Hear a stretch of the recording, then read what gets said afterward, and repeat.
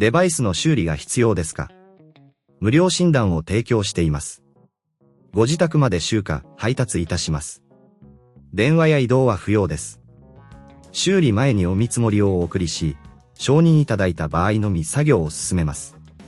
簡単、透明、そしてプロフェッショナル。リンクは説明欄にあります。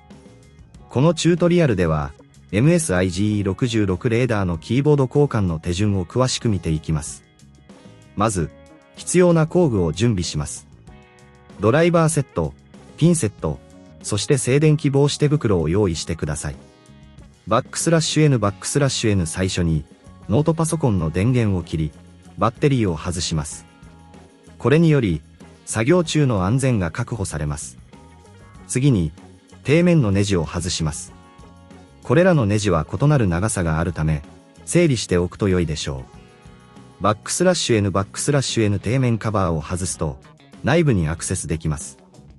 ここで、内部の清掃を行うことをお勧めします。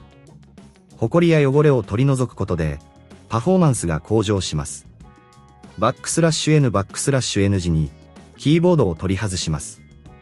キーボードの周囲にあるネジを外し、慎重に持ち上げてください。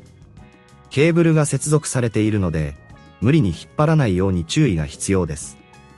N 新しいキーボードを取り付ける前に、古いキーボードの接続部分を確認します。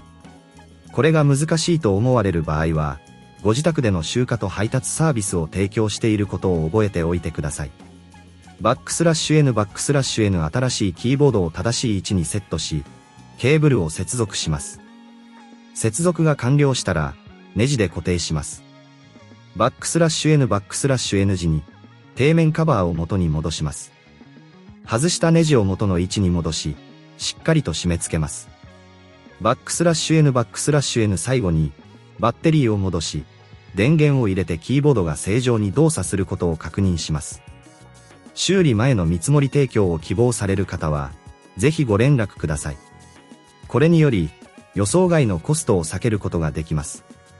N 以上が MSI GE66 レーダーのキーボード交換手順です。必要な工具を揃え、慎重に作業することで、スムーズに交換が行えます。デバイスの修理が必要ですか？無料診断を提供しています。ご自宅まで集荷、配達いたします。電話や移動は不要です。修理前にお見積もりをお送りし、承認いただいた場合のみ作業を進めます。簡単、透明、そしてプロフェッショナル。リンクは説明欄にあります。